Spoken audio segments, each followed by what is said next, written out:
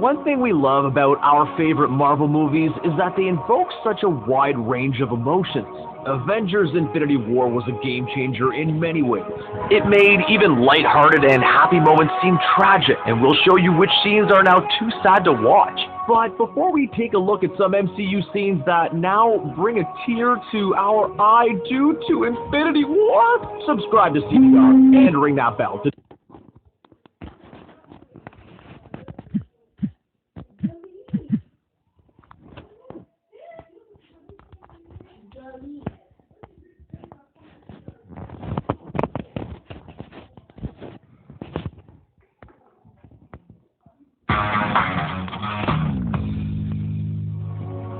One thing we love about our favorite Marvel aliens who weren't known for their superior social skills. We saw them come together with the rather important goal of, saving the universe and develop a friendship with one another along the way. By the time Guardians of the Galaxy Volume 2 rolled around, the Guardians had grown quite close, with one notable exception. Rocket Raccoon was having trouble adjusting to his new lifestyle, to say the least, and was clearly doing everything within his power to push his friends away. Opening yourself up and letting people in can be terrifying, and Rocket clearly found it more frightening than facing monstrous villains.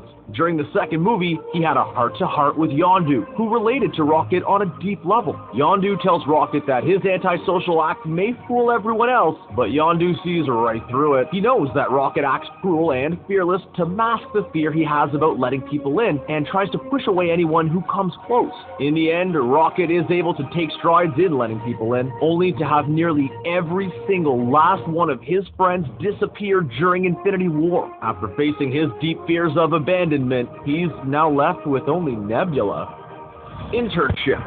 Speaking of characters who have trouble letting others in, let's talk about Tony Stark. Basically, Avengers Infinity War made the bulk of Spider-Man Homecoming unbearably sad. During one early scene, Peter Parker embraces Tony Stark, who clarifies that he wasn't trying to give him a hug, but was just opening the door for him. At the time, it was hilariously awkward, but considering the fact that Peter Parker died in his arms during Infinity War, it becomes tragic. He finally got that hug, but under the worst circumstances. These two took their time forging a meaningful relationship, only to have it ripped away from them in seconds. Then we have the scene where Spider-Man desperately tries to save a ferry full of people. He seems ready to literally tear himself in two to help others, but it still isn't enough. After Iron Man swoops in and saves the day, he gives Peter a stern lecture, letting him know how disappointed he is. Considering how desperately Peter wanted to prove himself to his hero, this part was hard to watch. Tony says that if someone died, Peter would have been responsible, but if Peter dies, Tony would be responsible. We can't imagine the crushing weight of responsibility Tony feels at the end of Infinity War when Peter died and Tony could do nothing to save him. Vision.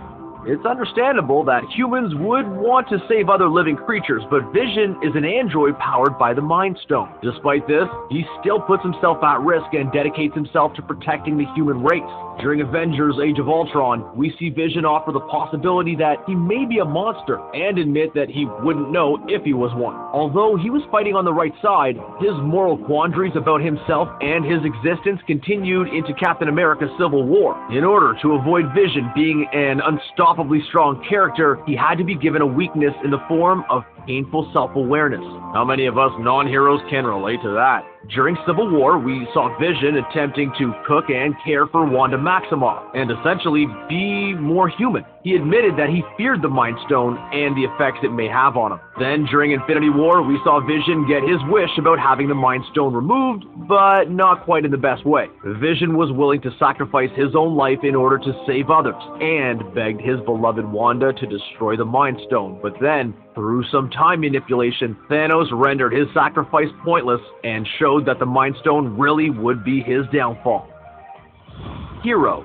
There's no question that Loki is one of the most popular villains in the MCU, and it's not hard to see why. If you think about it, Odin has been a pretty rotten father. He taught his eldest daughter how to conquer and then sealed her away because of it. Not only that, but he erased any mention of her from history, and even her siblings didn't know she existed. Although he's come a long way since then, During the first Thor movie, it was clear Odin had raised Thor to be kind of a pompous jerk, and even Thor realized that he was not prepared to sit on the throne of Asgard. Then there's Loki, who was treated like a second-class citizen, and it was clear all he wanted was to be equal to Thor in his father's eyes.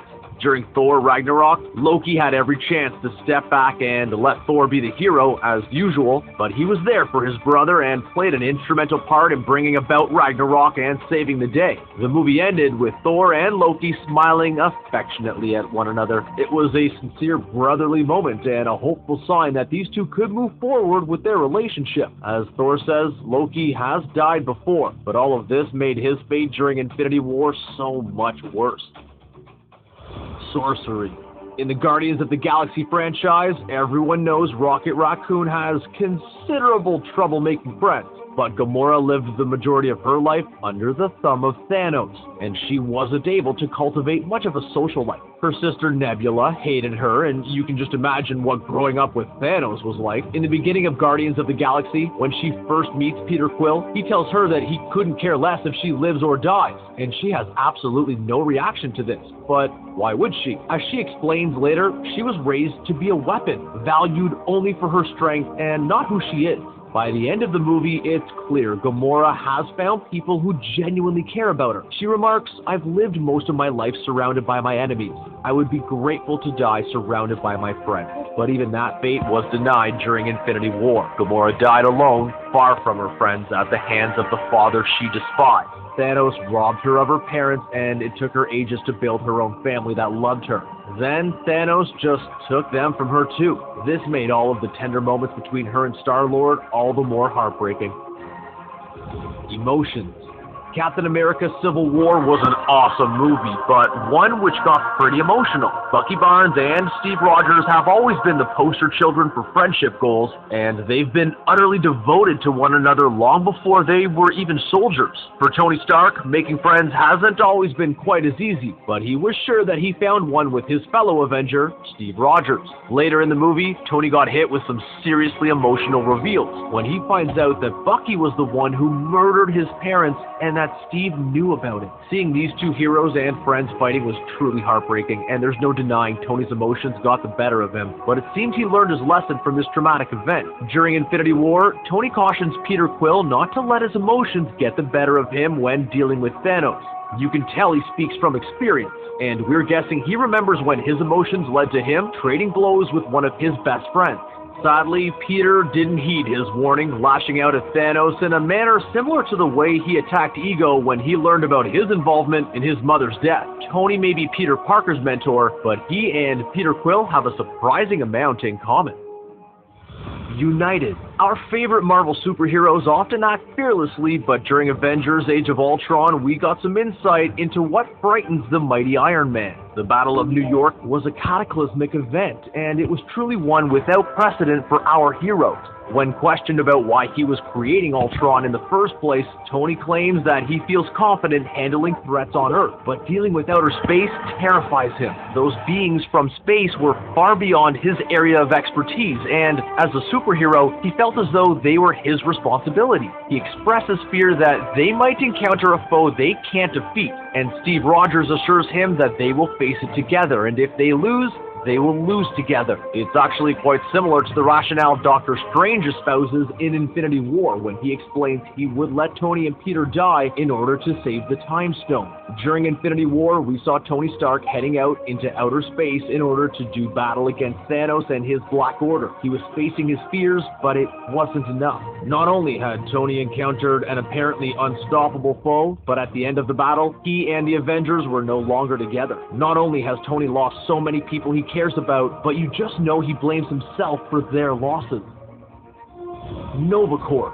In the first Guardians of the Galaxy movie, we saw our heroes run afoul of the Nova Corps when they were trying to get a hold of the orb, which we now know contained the Power Stone. Sure, they may have jailed our heroes, but this doesn't make them inherently bad, and at the end of the movie, when things got dicey, they responded to Star-Lord's request for help and fought by the Guardian side to defeat Ronan. One of the most notable members of Nova Corps was Roman Day, played by John C. Reilly. We saw him answer Drax's various questions about the law and do his best to uphold order in the